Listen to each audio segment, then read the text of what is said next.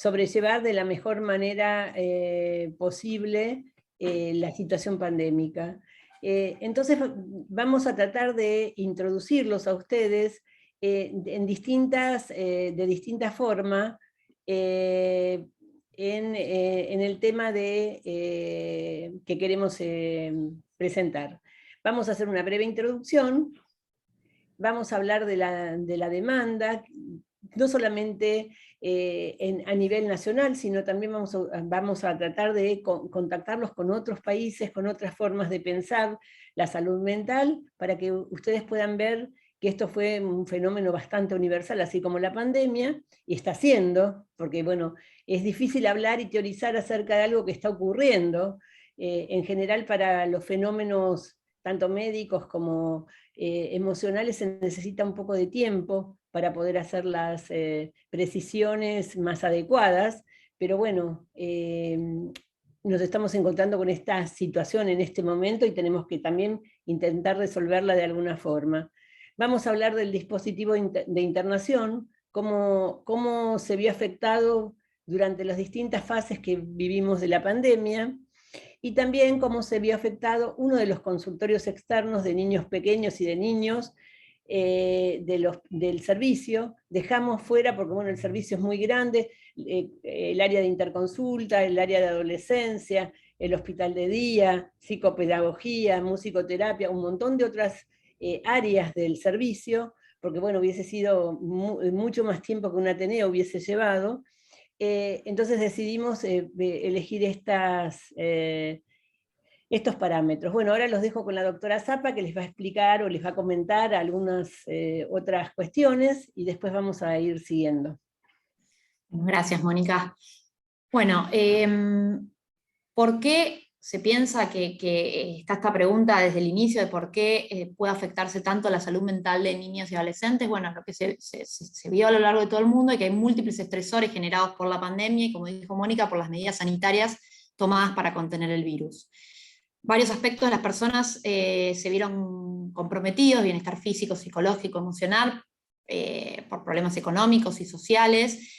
En nuestro país veníamos también de, digamos, una crisis, y esto es algo que se exacerba, y esto repercute en forma directa sobre la salud emocional. Hubo un cambio drástico en la rutina cotidiana por el cierre de las escuelas y actividades recreativas que hacían de sostén en la mayoría de las familias. Los padres se vieron sobrecargados por tener que afrontar el trabajo desde casa, en el mejor de los casos, pero muchos de los pacientes que atendemos acá en el hospital con trabajos informales han incluso perdido el trabajo. Bueno, todo ese estrés, el tener que acompañar a los chicos en la escolaridad virtual sin la ayuda de otras personas, y en muchos casos sabemos que la escolaridad virtual, por falta de dispositivos, falta de acceso a internet, no fue posible para muchos de los pacientes que atendimos, y eso también lo vimos acá en el hospital. Pero bueno, todo esto genera un mayor estrés, y todo esto se sabe que tiene mayor posibilidad de producir problemas emocionales y en la conducta. Los periodos sin escuela se asocian a menor actividad física, aumento del tiempo en pantallas, patrones irregulares de sueño y dietas menos apropiadas, todo esto en detrimento nuevamente de la salud física y emocional. A su vez, esto también lo mostraron varios estudios, y también lo constatamos acá en la clínica que vemos todos los días, que el aislamiento social aumentó los niveles de violencia doméstica, maltrato y negligencia. Hay algunas preguntas que están abiertas y que todavía no sabemos en relación a los efectos. Por ejemplo, ¿cuál va a ser el impacto del miedo, esas preocupaciones que han tenido los chicos en relación a haber estado expuestos, haber contagiado a alguien, haber infectado a otros, y las preocupaciones por toda la situación y la situación económica? ¿Cuál es el impacto de todo ese estrés generado en los cerebros en desarrollo? Esto se irá viendo a lo largo de los años, pero es una de las preguntas que se hacen los investigadores. Y esto de ciertos periodos, que sabemos que en el desarrollo, esos periodos ventanas para la adquisición de ciertas pautas que se tienen que dar en determinados momentos, como es la alfabetización y el inicio de la escolaridad, tal vez en lo que es un primer grado, o todos los procesos de socialización durante la adolescencia, y que esos son los momentos para que esto pase, y bueno, no sabemos muy bien qué va a pasar con todos esos obstáculos que tuvieron los chicos en este tiempo. Y algo que ya es sabido y muy estudiado, que el trauma en la infancia puede provocar y se asocia con un riesgo aumentado de trastornos mentales. Y se sabe también que las epidemias y las pandemias pueden funcionar con un efecto traumático. Bueno, hicimos una revisión de distintos papers para ver qué es lo que venían investigando en otros países del mundo. Recortamos algunos que nos parecieron más interesantes. Esta es una revisión sistemática que se hizo, donde se revisaron 83 estudios, no solo de lo que pasó, del impacto del aislamiento social y de la soledad en la salud mental de niños y adolescentes, no solo lo que pasó en la pandemia por COVID-19, hasta que se hizo esta revisión, sino también lo que pasó en otras epidemias.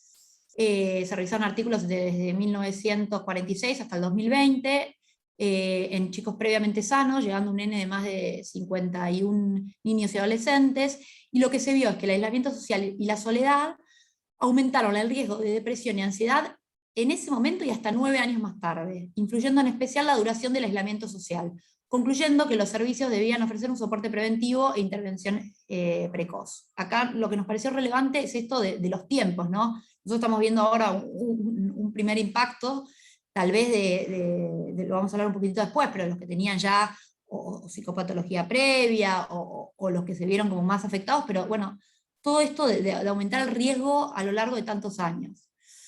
También acá se vio, bueno, esto de la duración de la percepción de soledad, el miedo al contagio, el aburrimiento, la falta de acceso a los recursos, la información incierta, la falta de contacto con parentescos, la falta de espacio personal, pérdidas financieras y el estigma aumentaban el riesgo del impacto. También esta revisión veía que se asociaba con periodos de menor actividad física, mayor tiempo en pantallas, alteración de los patrones de sueño, alimentación, sobrepesos en los niños confinados. Otra revisión hecha en España tiene algunos datos interesantes, por ejemplo, que un 30% de los jóvenes expuestos a un evento traumático, como puede ser una epidemia, desarrollan síntomas de estrés postraumático. Un estudio hecho en China, con un N de más de 1.700 niños y adolescentes, señala que el 22,6% de los estudiantes han padecido síntomas depresivos durante la pandemia y 18,9% síntomas de ansiedad. El confinamiento aumenta la posibilidad de abuso sexual y negligencia en el cuidado, y la clausura prolongada de escuelas se asocia a menor nivel académico de los alumnos afectados, además de empoderamiento global en la salud física y mental. Y intentando ver un poco qué es lo que sucedía en Argentina, no encontramos estudios así hechos con el diseño que tenían los estudios internacionales, por lo menos hasta que hicimos esta presentación. Sí hubo una encuesta que realizó UNICEF en 3 momentos distintos de la pandemia a niños, adolescentes, que evaluó distintas cuestiones a nivel de la familia. Recargamos que es solo una encuesta, pero sí para ver algunas de las cosas que pasaban, que muestra algo parecido en relación a lo que muestran la bibliografía internacional. En los adolescentes entrevistados, el 36% manifestaba sentimientos negativos, asustado, angustiado, deprimido, el temor a contagiarse y el mayor tiempo en pantallas. Una encuesta similar hecha en la Defensoría de Niños y Adolescentes de la provincia de Córdoba mostraba también algo parecido a lo que mostraba la bibliografía internacional. Por ejemplo, miren estos datos. 80% de adolescentes y 60% de niños decía que pasaba esto en los primeros tiempos del aislamiento de 3 a 8 horas en las pantallas. 86,6% de los niños y adolescentes no realizaban ninguna actividad física durante la cuarentena. Con respecto a los hábitos del sueño, 65% se acostaba o se levantaba más tarde, 25% duerme menos. En relación a cómo los ven los adultos, 47% más energéticos, más conversadores, angustia, temor, indiferencia. En los hogares, la angustia y la depresión era como lo que más manifestaban alrededor de los adolescentes. Bueno, ¿qué es lo que empezamos a ver nosotros acá? Lo que les trajimos fue un recorte de lo que pasó con las internaciones de salud mental acá en el hospital. Para tener como patrón, les presentamos los datos del 2019, donde teníamos un número de 72 pacientes internados por salud mental, 49 mujeres, 23 varones, entre 7 y 19 años. En el 2020, durante toda la primera fase, que después lo va a contar un poco más Mónica, más o menos de marzo a septiembre, tuvimos una gran disminución de pacientes internados, porque llegaban menos, se internaban menos, y muchos se derivaban también en un primer momento, y después sí tuvimos un aumento ya a partir de septiembre, la última parte del año, y eso es un poco más el número que representa estos 40 pacientes, lo previo a marzo y lo de los últimos meses del año. Ya en el 2021 empezamos a ver cómo aumenta el número. Piensen que esta cifra de 63 pacientes internados es hasta mediados de octubre, que si lo comparamos con niveles previos del 2019, es un número un poco por arriba de lo que veníamos teniendo, y digo, más allá de que nosotros tenemos cierta limitación a la cantidad de pacientes que se interna, sí vemos que la guardia está llena de pacientes y que se escucha mucho mayor número de requerimientos, y eso también pasó en otras provincias, más requerimiento de internaciones por salud mental. Con respecto a los motivos de consulta, en el 2019, ya en los últimos años, nosotros lo habíamos presentado en un Ateneo, creo que fue también en el 2019, habíamos tenido en los últimos años un cambio, donde antes lo que más veíamos eran trastornos de alimentación, y ya en los últimos 5 o 6 años veníamos viendo un aumento de todo lo que era el espectro suicida, que son las 2 primeras columnas, ¿sí? Seguido, en segundo lugar, los episodios psicóticos, y en tercer lugar venían los trastornos de alimentación. Ya en el 2020 vemos que el número de todo lo que es conducta suicida se mantiene elevado, pero vuelve a haber un gran aumento de todos los que son los trastornos de conducta alimentaria. Y esto también, por lo que supimos, se replicó en otras provincias. En el 2021, empezamos a ver bastante parejo y elevado, y ya los trastornos de conducta alimentaria también se mantienen en un segundo lugar, con todo lo que es la conducta suicida. Estamos viendo muchísimos pacientes con la comorbilidad de trastorno de conducta alimentaria con ideación suicida, de altísima gravedad. Bueno, les vamos a tratar de contar, entiendo que quizás pueda ser un poco tedioso, voy a tratar de hacerlo más ameno, cómo funcionaba el dispositivo de internación. Quizás muchos de ustedes ya conocen, que nosotros cuando se internaba un paciente hacíamos como un diagnóstico situacional del motivo de consulta, de la situación familiar, y iniciábamos un tratamiento individual de psicología y psiquiatría que tenía una frecuencia diaria. Hacíamos terapia familiar, a veces 1 o 2 veces por semana, musicoterapia individual y grupal, espacios grupales como musicoterapia, asamblea, living, que era un espacio de resocialización, talleres recreativos. Teníamos interconsulta con psicopedagogía, los pacientes en general estaban en la escuela hospitalaria, y aparte teníamos un grupo de padres. Durante lo que denominamos primer tiempo, tuvimos que hacer muchos cambios, porque bueno, hubieron muchos cambios adentro del hospital.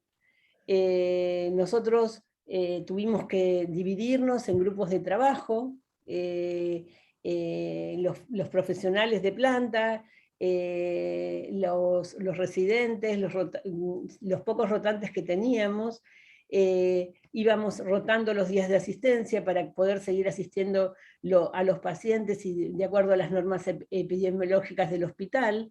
Tuvimos que suspender todas las actividades grupales terapéuticas, porque bueno, no podíamos, si estaba como contraindicado tener a los pacientes agrupados. Suspendimos también un recurso que nosotros contábamos para ver la posibilidad de resocializar y de reinsertar al paciente en su familia, que eran las salidas transitorias, que son muy necesarias en los procesos de externación del paciente.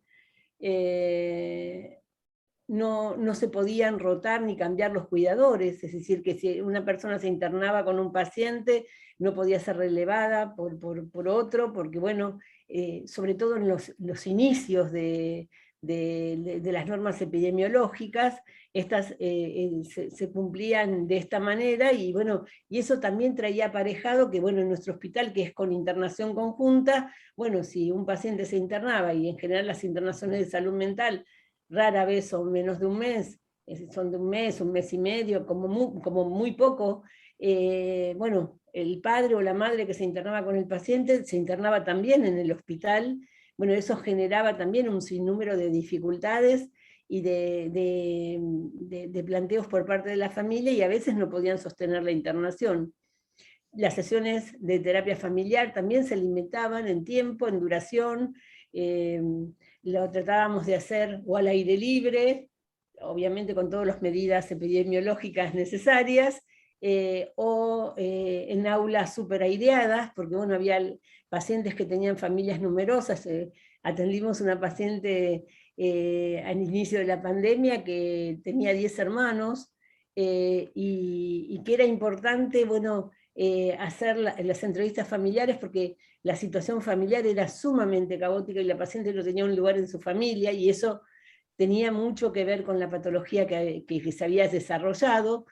Y bueno, y tuvimos que hacer como malabares para poder hacer ese tratamiento familiar, ¿no? En lo que nosotros denominamos primer tiempo, pudimos ver estas dificultades, ¿no? Inconvenientes para realizar el pase interdisciplinario, porque bueno, en el área de internación somos los profesionales de planta, estaban en ese momento concurrentes.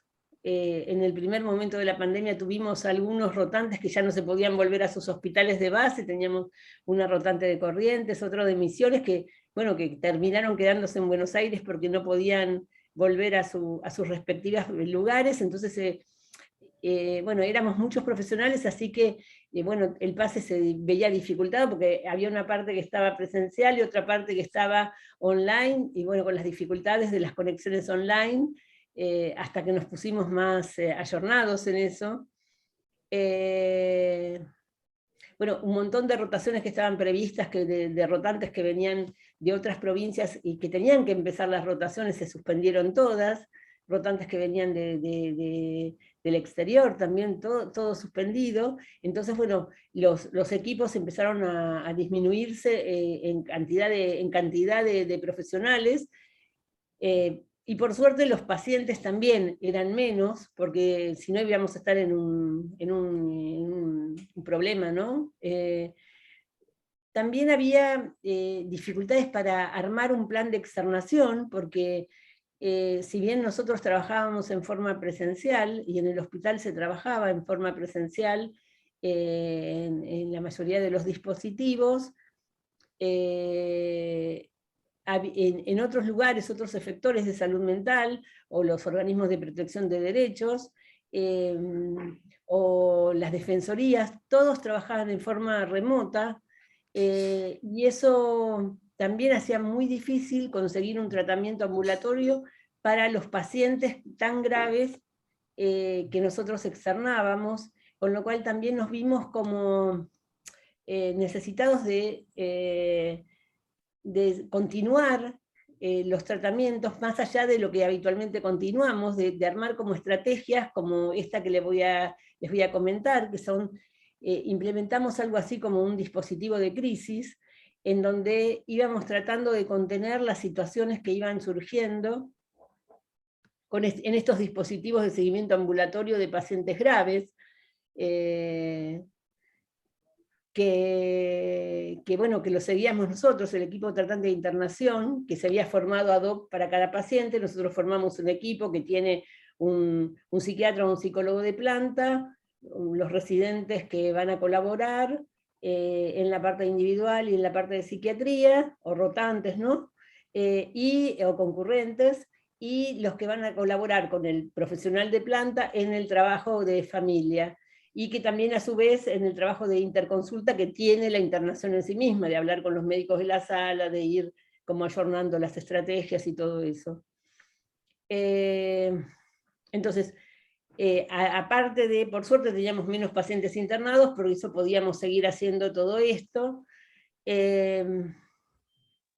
Otra cuestión que íbamos haciendo en este momento eran los seguimientos, ¿no? Bueno, que tenían que ver con este abordaje interdisciplinario con otros profesionales, con los profesionales de clínica o de especialistas en algún caso nefro o en diabetes, en nutrición seguimos pacientes con esos profesionales.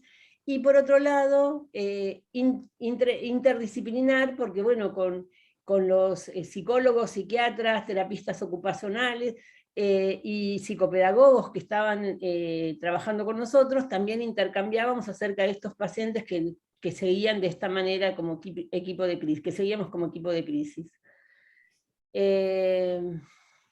Bueno, mientras tanto, nosotros siempre seguíamos buscando la derivación de los pacientes en la zona de residencia, ¿no? Otra dificultad que íbamos teniendo era encontrar la articulación con la escuela, porque bueno, en muchos casos se veía imposibilitada. Bueno, y por otro lado, cabe destacar que por suerte había menos internaciones, porque si hubiesen habido el mismo tipo de la misma cantidad de internaciones, imagínense que no hubiésemos podido hacer ambas cosas, ¿no? Por otro lado, en ese momento muchos de nosotros también estábamos abocados a hacer trabajos intrahospitalarios, como colaborar con las interconsultas médico-psicológicas que surgían, porque los pacientes internados por otras causas, no solamente por COVID, seguían estando en el hospital seguía funcionando, a pesar de la pandemia, como hospital que es, ¿no? Como seguían operándose chicos, seguía habiendo urgencias, seguía habiendo otras patologías, seguían habiendo pacientes en seguimiento por patologías crónicas, y nosotros, bueno, muchos de nosotros íbamos trabajando también como interconsultores, haciendo grupos con los profesionales del hospital, etc.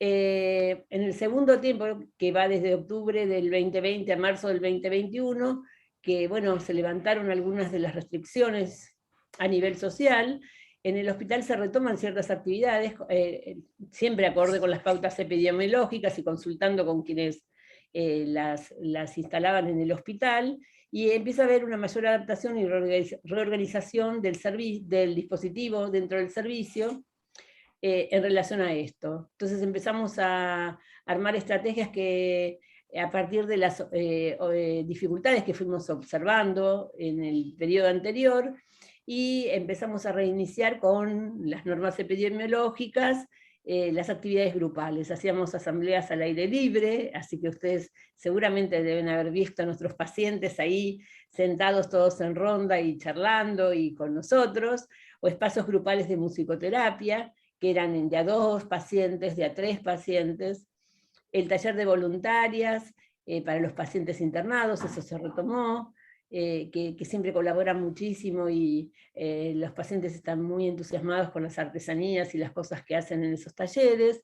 Se reanudan las salidas transitorias con marcadas pautas epidemiológicas, y también con algunas transgresiones que hacen los pacientes, porque bueno, nosotros explicábamos cómo tenían que ser las salidas, pero bueno, algún paciente ha ido a alguna fiesta o se ha visto con algún amigo especial, o bueno, alguna cuestión de esas, que bueno, que pusieron o prendieron las alarmas, pero en general no tuvimos mayores dificultades, ¿no?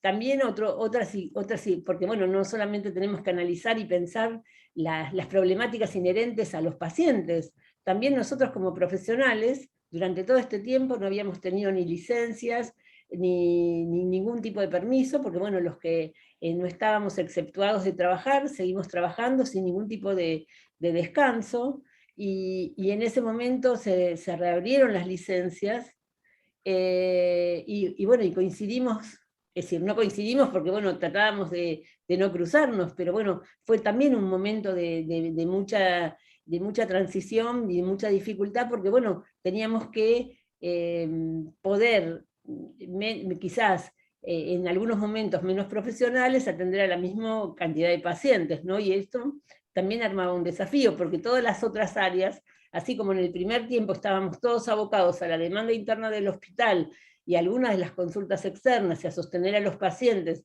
de distintos modos, en este momento, cuando todo empezó a volver de alguna forma al funcionamiento más habitual del servicio, bueno, empezaron a surgir todas las dificultades que esto también conlleva, ¿no?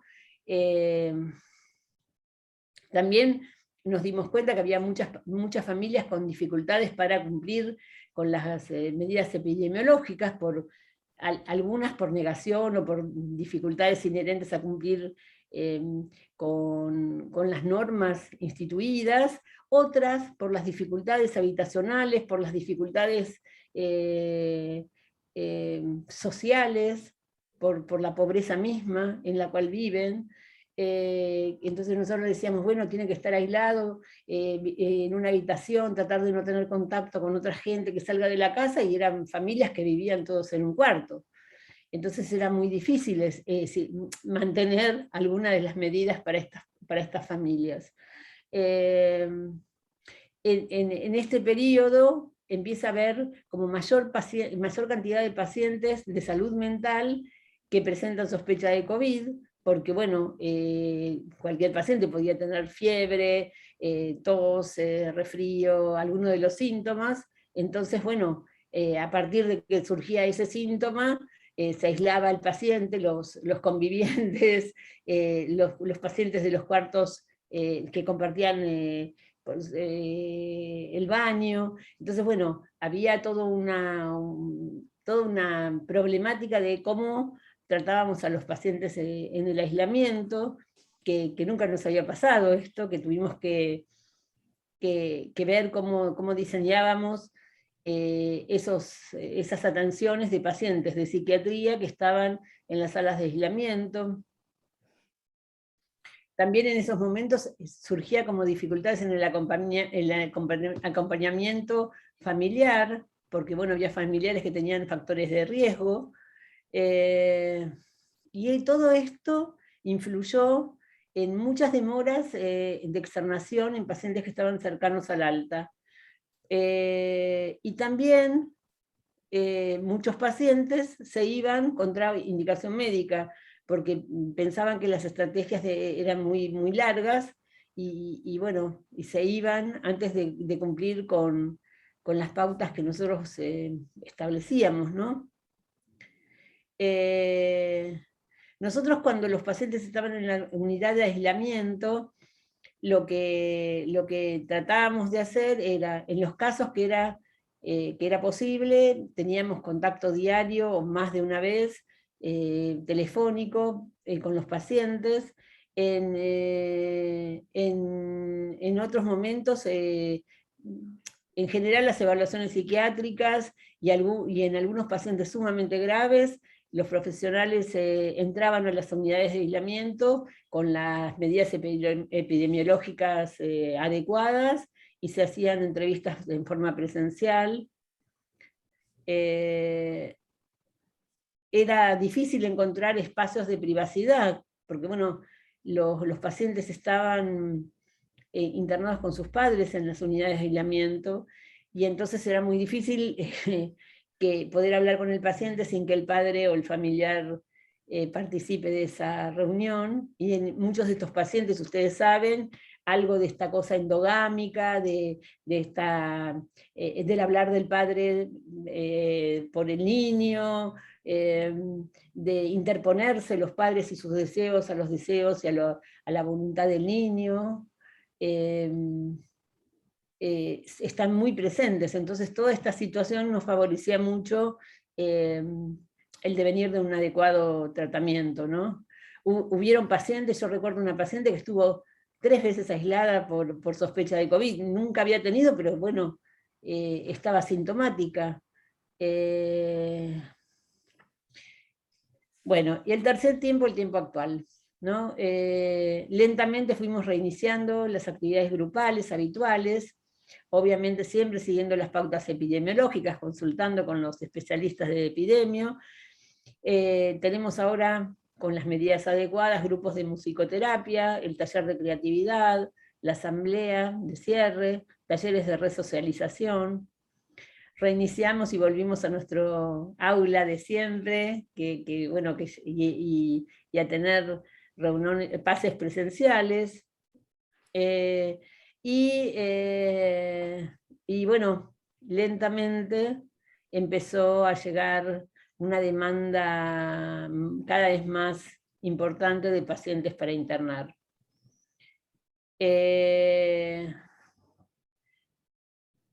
Cosas que vamos viendo ahora en este momento. Hay escasez de efectores que admitan pacientes nuevos para realizar tratamiento ambulatorio. Faltan otros recursos para sostener pacientes graves fuera del hospital, acompañamiento terapéutico, hospitales de día, terapias familiares, programas de fortalecimiento de vínculo, talleres y espacios de resocialización. Hay dificultades para articular con otros organismos, defensorías, servicios locales o zonales. Muchos de estos organismos siguen trabajando en forma no presencial o están trabajando en forma presencial 1 o 2 días, pero no todos los días, lo cual dificulta muchísimo la articulación y el contacto con pacientes, y estos pacientes son muy graves y necesitan ser contactados y necesitan ser contenidos. Y como decía Luz, lo que más impacto causa es haber visto este viraje en la consulta, que no es solamente un viraje en nuestro hospital, no es solamente un viraje que nosotros vimos en el Gutiérrez, porque bueno, quizás estamos más conocidos por un hospital que atiende históricamente a trastornos de la conducta alimentaria, sea anorexia, sea obesidad o bulimia, no. Está descrito en todos los trabajos a nivel mundial esto, que hay una reagudización de trastornos de la conducta alimentaria, y que hay un aumento de trastornos de la ansiedad y un aumento de patologías ligadas a la ideación suicida y a la vivencia de vacío. Entonces, por eso nos pareció interesante como transmitirles todo esto, y como lentamente, bueno, nosotros como dispositivo nos fuimos como ayornando a esta nueva realidad, ¿no? Que fuimos atravesando y que estamos atravesando. Bueno, ahora va a hablar la gente de consultorios externos, así que les dejo la palabra.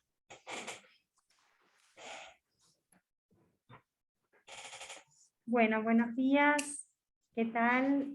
Venimos acá, Dani. Estamos las dos. Yo soy la licenciada Denise Krasuk, coordino en consultorios externos el área de 6 a 9 años de niños. Y yo soy la licenciada Daniela Kaplan, que coordino el área de 0 a 5. Bueno, vamos a arrancar contándoles un poquito con qué veníamos previo a la pandemia, porque nos parece interesante poder pensar cómo sobre esto se monta toda la situación de la pandemia. En los últimos años ya se venía evidenciando un cambio en los motivos de consulta que veníamos recibiendo, donde podríamos decir que las situaciones que íbamos recibiendo eran de mayor complejidad, ¿no? Y gravedad, tanto en relación a cómo llegaban los niños por los que nos consultaban, como las situaciones familiares de estos niños. Recibíamos niños con impulsividad, desorganización, trastornos del desarrollo, niños con muchas dificultades en el lenguaje, que no hablaban, o que si lo hacían era de un modo impersonal o más estereotipado, con muchas dificultades para acceder a la normativa escolar, niños en riesgo, muchas veces con escasos cuidados, muchas veces también con situaciones donde en la escuela no sabían cómo poder contenerlos. Podríamos pensar que eran niños que venían como con un recorrido por diversas instituciones que repetía esa ausencia de lugar que tenían también en el ámbito familiar. Las familias que veníamos recibiendo también en general venían con una situación de vulnerabilidad importante, con escaso sostén. Muchas veces nos encontrábamos también que venían ya con diversas intervenciones institucionales, pero tal vez trabajando de un modo más bien desarticulado, con lógicas diferentes. Y en relación a los niños más pequeños, que bueno, después también les va a contar un poquito más Daniela, veníamos recibiendo cada vez más consultas, o sea que tenía que ver con mayor cantidad, pero también con niños que venían con más dificultades en su constitución subjetiva ya desde muy pequeños, o sea, cada vez más chiquitos y más cantidad de consultas. Bueno, así llega la pandemia. Bueno, nosotros veníamos también, como contaba Mónica, en relación al dispositivo, al equipo de internación, trabajando de un modo interdisciplinario. Nuestros equipos, que igual algunas de las cuestiones están más separadas por áreas, pero también, y muy a partir de la pandemia, empezamos a trabajar mucho más articuladamente, y esto es algo muy rico que, bueno, que vamos a continuar. Está formado por equipos interdisciplinarios, o sea, somos psicólogos, psiquiatras, psicopedagogos, musicoterapeutas y también trabajador social, donde desde previamente ya teníamos reuniones de área donde participábamos todos y supervisiones también. Y bueno, hicimos un intento grande por poder sostener esto a partir de la pandemia, cuando, como contó Mónica, primero pasamos de un momento de mayor perplejidad, que probablemente nos pasó a todos los primeros días, cuando veníamos al hospital y no había nadie en la calle. Y de a poquito empezamos a ver cómo nos reorganizábamos, aún viniendo en burbujas, cómo manteníamos el contacto con todo el equipo. Así que bueno, logramos rápidamente reorganizarnos para poder tener estas reuniones y supervisiones de manera virtual. Y ahí la gran pregunta que nos empezó a surgir era, en primer lugar, cómo estarían nuestros pacientes, que como les contaba antes, la mayoría de los pacientes que sostenemos en consultorios externos son niños que están en situaciones muy complejas familiares, o sea que estábamos con bastante preocupación por esto, y cómo llegar a ellos cuando estaban cerradas las escuelas, no podían circular, etc. Y suponiendo, también como se dijo anteriormente, que era probable que estos niños, al estar más tiempo en el ámbito familiar y encerrados, con padres que no iban a trabajar, etc., las situaciones de violencia o de agresión, etcétera, en las familias aumentara. Así que bueno, lo primero que hicimos fue empezar a conectarnos, por un lado telefónicamente con las familias, y también empezamos a armamos con un WhatsApp que teníamos en un celular al servicio, empezamos a armar material para mandarles, que les mandábamos semanalmente, donde armamos cuentos hechos por todos los que trabajamos en el servicio, digamos, pensados más en relación al COVID, suponiendo un poquito qué les podía estar pasando, bueno, todo esto que también trajo luz en relación a los miedos, etcétera, que se habían intensificado, digamos, en toda la población, y también en los niños. Como psicoterapia también, la verdad que bueno, armamos un montón de cosas y la respuesta fue muy buena. Los pacientes después nos dijeron que se sintieron muy acompañados y contenidos.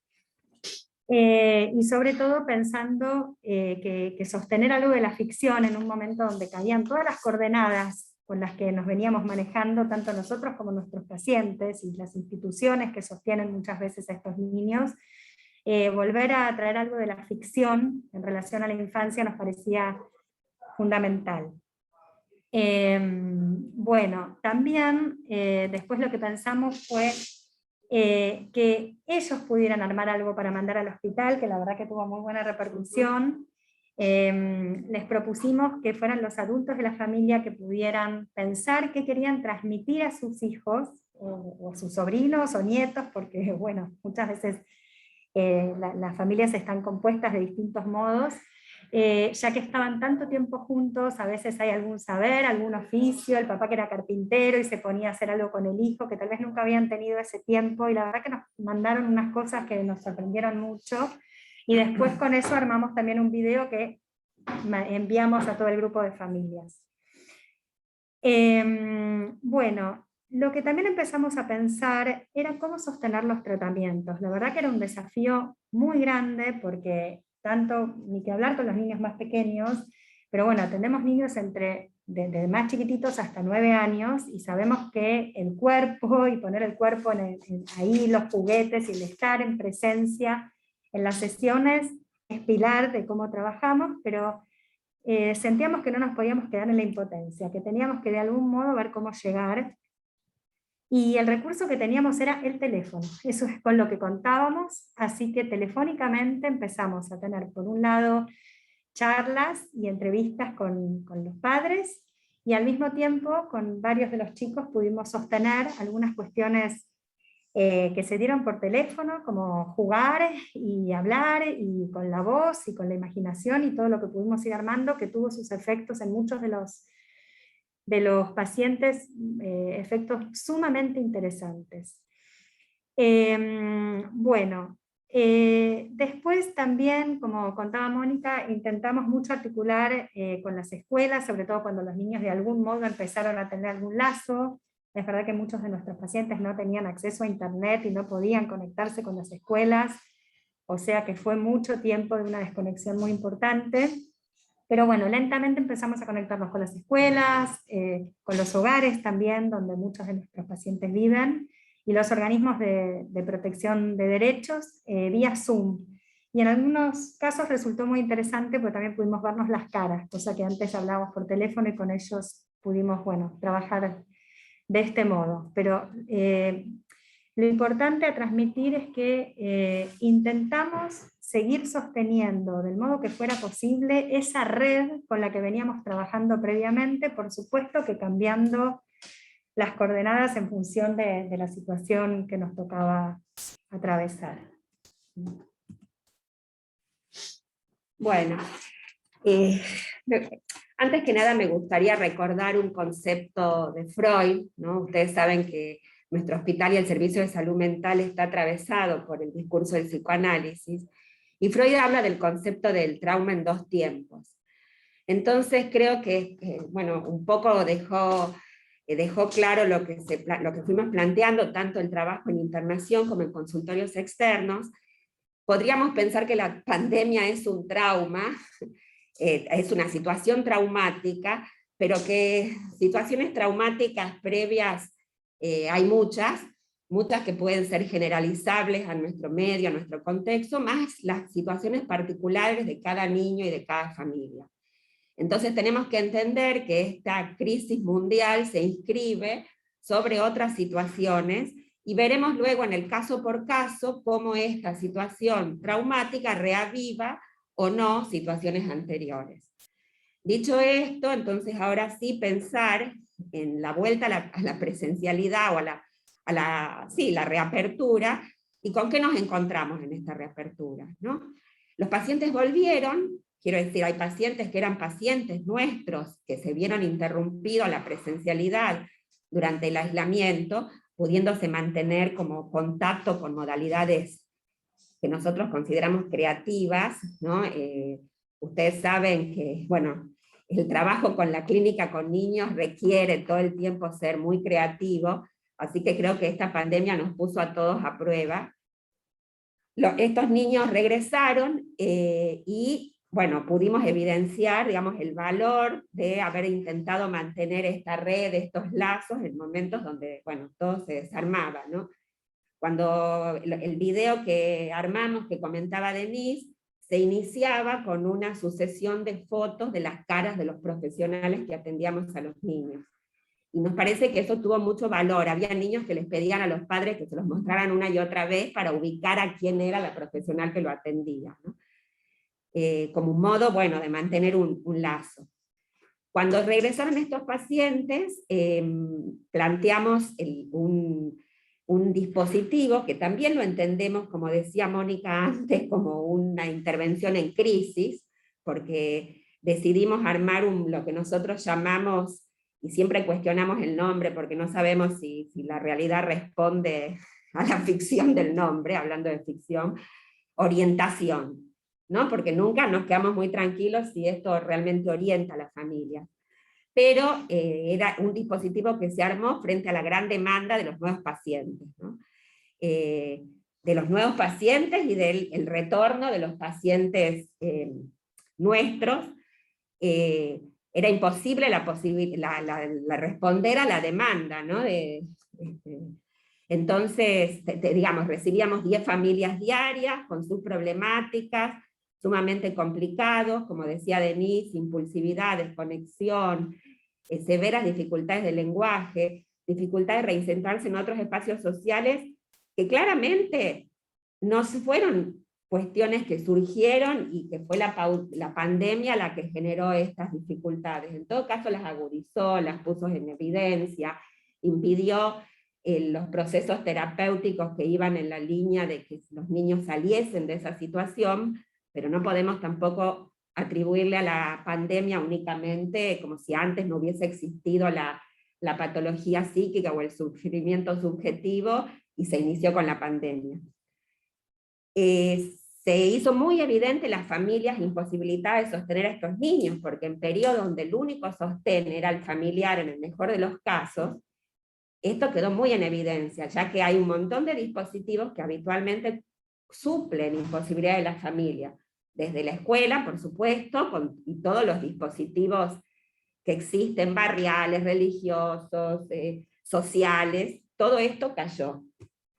Entonces, claramente, bueno, una red que se armaba en situaciones de mucha gravedad, se vio desarmada, y los pacientes realmente, o los niños, futuros pacientes, llegaban en situaciones de muchísima gravedad. Y habiendo hecho un recorrido por instituciones de salud, sin poder tener respuesta, digo, como decía antes Mónica, instituciones cerradas, trabajo en forma virtual, que con niños pequeños, imagínense sobre todo los niños entre 0 y 5 años, justamente si los que carecen de lenguaje, si no están conectados, bueno, pretender el trabajo en forma virtual es muy difícil. En esos casos sí apostamos muchísimo al trabajo con padres, y en algunos casos, tuvimos resultados muy interesantes, o sea, de poder trabajar con los padres, y a veces con indicaciones, ¿no? Bueno, usted ahora por teléfono, agárrelo y póngalo así, y el padre, si tenía un poquito más de recursos, podía decir, no, no puedo, no sé cómo hacer, en el mejor de los casos, porque había casos en los que ni siquiera podíamos hacer eso. Entonces, esta gente vuelve, ¿no? Nosotros no podemos responder a la demanda, porque bueno, es una ley de la economía, me parece, una cuestión matemática, o sea, hay muchísima más demanda que la posibilidad de oferta. Y la gente, bueno, decía esto de la orientación, porque las orientamos en relación a lo que les sucede, y buscan a veces atención en otros lugares donde no encuentran respuesta. Sin embargo, dicho esto, y que es un panorama absolutamente pesimista, no queremos dejar de compartir con ustedes que de todos modos, y esto fue también un proceso interno que tuvimos que hacer nosotros como equipo, nos dimos cuenta que no es lo mismo estar disponible, ofrecer una palabra, ofrecer una posibilidad de escucha, dedicarle un minuto al que sufre, aun cuando no podamos dar una respuesta, la solución, digamos, ¿no? O sea, también tuvimos que aprender a poder decir, bueno, entre lo ideal y lo posible, apostemos a lo posible, ¿no? Y esa mínima intervención, bueno, darle como todo su valor. Apostamos a que se rearmen, ¿no? Ciertos dispositivos para poder dar respuestas más amplias, ya que la desconexión, que es una cuestión es sumamente importante, bueno, no hace falta que hablemos de esto frente a pediatras de un hospital como el nuestro, pero claramente niños que nacieron en pandemia, que estuvieron aislados, obviamente no llegan a la consulta antes de los 2 años, ¿no? Porque fueron 2 años los de pandemia, estos años digamos, de las dificultades dadas por la pandemia. Y sabemos lo importante de la intervención temprana, ¿no? de la diferencia que hace el poder intervenir con un sujeto que se está constituyendo, intervenir con los padres, producir modificaciones en ese momento antes que ciertas cuestiones se hagan cuerpo en el cuerpo del niño, ¿no? Bueno, entonces quizás reafirmar que el gran desafío actual es la reorganización, ¿no? Ante esta nueva pandemia, como decían mis compañeras, en el campo de la salud mental, reorganizarnos, recurrir a esto propio de quienes elegimos la clínica con niños, que es crear, inventar, y pensar nuevos dispositivos dentro del hospital, pero también como poder articular con otros efectores a fin de trabajar no solo en relación a resolver cuestiones que se reavivaron con la pandemia, sino también a desarrollar dispositivos que estén del lado de la prevención de ciertas patologías que puedan ser efecto de esta situación pandémica. ¿Qué quiere decir con esto? Que la pandemia tuvo efectos también sobre los adultos, y los adultos son quienes reciben a esos niños o quienes funcionan como sostén de estos niños. Entonces quizás dispositivos preventivos en relación a patologías de la infancia tengan que ver también con poder trabajar con estos adultos a fin de que puedan sostener y acompañar a estos niños, ¿no? O sea, poder trabajar y poder, lógicamente, y esto nos excede absolutamente, pero bueno, no es lo mismo que los adultos tengan trabajo, tengan sustento, y puedan tener esa tranquilidad para ocuparse de los niños, que si esto no sucede, ¿no? Así que apostemos y esperemos que algo de esto a nivel mundial se reorganice para poder, de algún modo, retomar a ubicar a que en el hospital podamos cada vez más ocuparnos de aquellos niños como hace muchísimos años, en los cuales la presentación tenía que ver con algo sintomático de lo que había que ocuparse, ¿no? Y no de cuestiones por ahí sociales o de otro orden que uno querría poder articular con otros efectores que se ocupen de eso. Bueno. Paso. Toda la presentación, como ustedes ven, tienen varias aristas, y queríamos dejarles algunas reflexiones y intercambiar con ustedes sobre eso, ¿no? Que hay muchas problemáticas previas a la pandemia, al inicio de la pandemia, que la situación pandémica las ha profundizado. Dificultades en el acceso a la salud, dificultad de la situación socioeconómica de los pacientes y su familia, la baja disponibilidad de dispositivos de atención, también repensar espacios terapéuticos a partir de los efectos clínicos generados en la pandemia. Eso, hubieron muchas cosas que hicimos que creo que deberían seguir, la posibilidad de incluir nuevas modalidades de trabajo, quizás las virtuales son unas nuevas modalidades para algunos pacientes, importancia del rol del pediatra, porque bueno, muchas de estas problemáticas que vamos detectando podrían ser prevenidas de problemas más importantes en el control pediátrico habitual, ¿no? Quizás a través de la promoción de estilos de vida más saludables, guías anticipatorias e intervenciones oportunas en relación a problemas conductuales o emocionales o sociales. Quizás algunos indicadores vayan surgiendo que van a tener que ver con esto, ¿no? Con la posibilidad de prevenir estas patologías tan graves que vamos viendo en este momento. Que no son, porque no es que la pandemia, el virus COVID-19, generó estas problemáticas emocionales, pero el virus, las medidas, la ansiedad, el temor, la situación mundial, por lo cual es una pandemia, la información, la endogamia familiar durante muchos meses, todo eso, y los temores, todo eso mezclado, batido y presentado así, generó que distintas familias, distintos pacientes, distintas personas lo elaboren como podían elaborarlo de acuerdo a sus posibilidades, y seguramente esto hizo esto que estamos viendo en este momento, y seguramente muchas de las cosas que vamos a ir viendo a lo largo del tiempo, porque bueno, como dijimos al principio, estas cosas se van replicando, y algunas no elaboradas en este momento van a aparecer quizás dentro de unos años en muchos pacientes como síntomas que no fueron más relacionados con lo actual. Muchísimas gracias y bueno, estamos dispuestos a intercambiar con ustedes.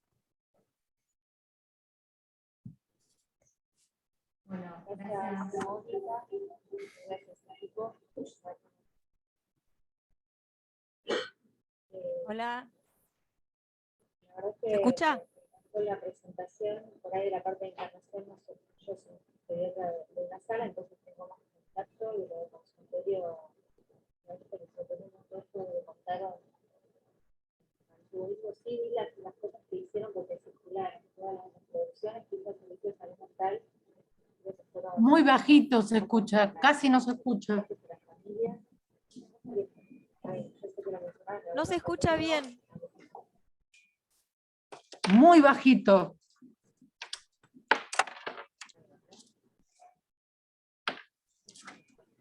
¿No pueden poner la pantalla aparte? Una cosa que también hicieron desde el equipo de información, interconsulta, fue el apoyo a los profesionales que estábamos viviendo al hospital. Armaban grupos de trabajo con nosotros, de reflexión, de charla, de evaluar cómo nos sentíamos y qué nos estaba pasando con esto de la pandemia. Así que me parece que me movilizó mucho y que necesito trabajar mucho más todavía en conjunto a los clínicos. Sabes que siempre trabajamos en conjunto, pero creo que la pandemia nos unió más todavía. Y bueno, los pacientes hace que tengamos que revelar los esfuerzos para poder sobrellevarlo. Bueno, invitamos a las preguntas, a los comentarios. La doctora Marta Benenati quería hacer un comentario. Marta, te escuchamos. Sí, a ver si, no sé si se escucha bien, porque no se escucha bien. Bueno, muy cortito, 2 o 3 cositas. Primero felicitar a mis compañeros, porque mis compañeras que hicieron un flor de trabajo, los 2 equipos, para hacer una lectura muy en lo inmediato de lo que todavía no deja de ser pandemia, porque todavía estamos en pandemia, lo que terminó es el confinamiento tan importante que teníamos, ¿no? Así que ahí hay una lectura que uno puede pensar valiente, precoz, y por tanto provisoria, digamos, porque después vamos a hacer, como decía Daniela, en relación al concepto freudiano, una segunda lectura de algo del orden de lo traumático. Dicho esto, pensaba 2 o 3 cuestiones, algunas que me parece que son de relevancia para el pediatra en su clínica cotidiana. Cuando Luz traía la lectura de estos trabajos científicos en relación al tiempo actual y los 9 años, a mí me parece que los 9 años no son ingenuos, no es por el paso del tiempo, ¿no? Sino que los podemos poner, uno podría poner 9 más 2, digamos, que es el tiempo que un niño que nace en determinado momento llega a la pubertad, o sea que el fin de la latencia, el inicio de la pubertad. ¿Por qué digo esto? Recordaba que Jorge Fuckelman leía el síntoma desde lo individual al contexto sociocultural e histórico, ¿no? Entonces él decía, niños nacidos frutos de embarazos adolescentes durante la Guerra de Malvinas, cercanos a la latencia, eran chicos explosivos, digamos, ¿no? Que tenían como síntoma, un síntoma que retornaba de ese momento histórico en el que habían sido concebidos, la inquietud, la movilidad, la explosividad, la ansiedad, ¿no? Entonces, me parece que la psiquiatría nos da la posibilidad de hacer lecturas generales, sintomáticas, ¿no? De padecimientos, para después, en cada historia particular, inscribir ese padecimiento en relación a, en este caso, a qué lectura vamos a poder hacer de los estragos subjetivos que está haciendo esta pandemia. Entonces, la cuestión del tiempo me parece vital para que el pediatra en su trabajo cotidiano pueda hacer como este contrapunto, ¿no? Pueda decir, bueno, a ver, y este pibito que me viene a ver, ¿cuántos años tenía en el momento de la pandemia? O sus padres, digamos, eran adolescentes, digo, momentos estructurales de virajes, de cambios en la estructuración subjetiva, ¿no? Entonces, tener en cuenta el momento de la concepción, tener en cuenta la edad de los padres en ese momento, tener en cuenta si el chico en cuestión por el que consultarán, digamos, en qué momento estructural está, digo, si está en la primera infancia, si está en la latencia, si está en la pubertad, ¿no? Me parece que son todas cosas que podemos ir como guardando en el bolsillo para una segunda lectura post pandemia. Bueno, un saludo a todos. Gracias. La doctora Jagroski, ¿quería hacer un comentario también? Laura. Sí, bueno, en primer lugar, felicitar al Servicio de Salud Mental por, bueno, qué palabra usar, no sé, por las millones de estrategias que buscó para sostener los tratamientos. Y que la verdad que lo felicito y creo que fue muy enriquecedor el Ateneo. En segundo lugar, bueno, que me preocupa muchísimo, obviamente no solo lo que escuché en Ateneo, porque uno lo escucha en todos lados, tengo amigos de salud mental en CESAC que te dicen, incluso algunos que no son psicólogos ni psiquiatras, pero que te dicen que lo que está más desbordado es el psicólogo o el psiquiatra del CESAC, que no da abasto, o sea, CESAC de cada estoy hablando. Con lo cual, la verdad es que no puedo dejar de nombrar, yo el otro día estuve en la asamblea virtual, no puedo dejar de nombrar en medio de lo que cuenta Moni, y Denise, y etcétera, todas, la preocupación por el cierre futuro de las concurrencias, que son el 90% de salud mental. O sea, a lo que cuenta Moni y Denise y Danu, lo primero que se me ocurre es, por favor, más profesionales. O sea, porque tampoco puede, o sea, tiene un límite lo que pueden hacer. Son humanos. O sea, creo que va a haber, o sea, las compañeras que hacen guardia en el hospital dicen que lo que más explota son los compañeros de salud mental, que no paran un minuto. Lo dicen incluso los pediatras, ¿sí? Sobre ellos, o ellas, porque son casi todas mujeres. Obviamente coherente con lo que ya venía pasando prepandemia. O sea, a mí pasa que me parece que se pone a la orden del día pedir más personal, ¿viste? Aunque sea una pared el gobierno de la ciudad, pero es insostenible, sino. Y tras cartón van al cierre o privatización de las concurrencias, realmente me preocupa, porque si no, como era uno de los objetivos de, nunca me sale la pronunciación, de Goldenberg, que lo conocí más a partir del homenaje a su hija desaparecida que trabajó en el hospital, va a pasar a ser cada vez más la salud mental algo de acceso para el que podamos pagar un tratamiento privado, tengamos una prepaga, una obra social. O sea, ¿cómo acceden a la salud mental las familias más humildes que lo necesitan más que nunca, si no alcanzan los efectores? Bueno, nada, tiro una preocupación que se me hizo como más fuerte todavía al escucharlas. Porque la sensación desde el punto de vista del personal, que por supuesto les importan muchísimo los pacientes y son súper comprometidas, la sensación es que no dan abasto. O sea, la única salida a eso es más personal, y encima de eso te van a cerrar las concurrencias en salud mental. O sea, me preocupa mucho qué se les va a poder brindar a las compañeras de los ESAC que yo conozco de salud mental. La sensación es, no puedo más, necesito clonarme. Bueno, nada más. O sea, un llamado a luchar por más personal. Una sesión de psicoterapia, de psiquiatría, una asistencia, que muchas veces es un control que uno puede hacer pediátrico. Bueno, no sé si Mónica o quieren hacer algún comentario más. Comentar acerca de lo que dice Laura, que es una realidad, que se necesita más cantidad de profesionales que atiendan al paciente.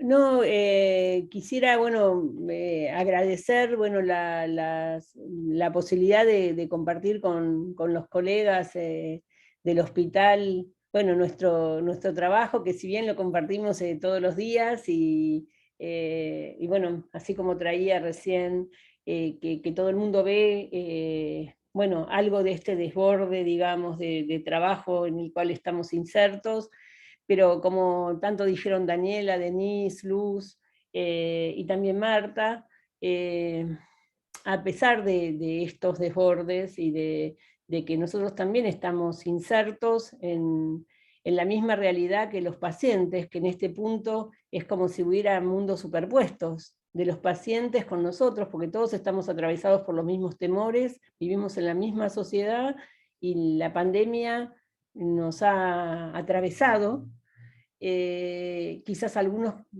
con mayores recursos personales o con mayores recursos sociales o familiares, a otros con no tantos, pero todos estamos atravesados por este fenómeno. Y cada uno desde su lugar ha tratado de poder como sobrellevarlo y ayornarse y ofrecer quizás lo mejor que hemos podido, que quizás se nota en este pequeño esbozo de lo que fuimos haciendo, porque en realidad lo que presentamos es el esbozo de lo que fuimos haciendo para poder seguir atendiendo y seguir con la práctica y seguir siendo parte del hospital donde nos formamos y donde trabajamos, y de la misma comunidad médica que todos ustedes.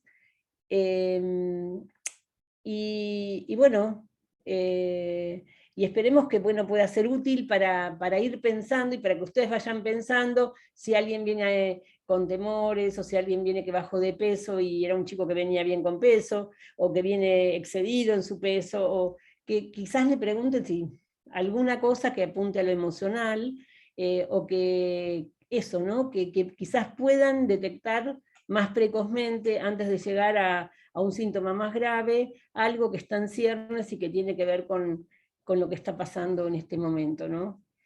Eso. Muchísimas gracias a todos.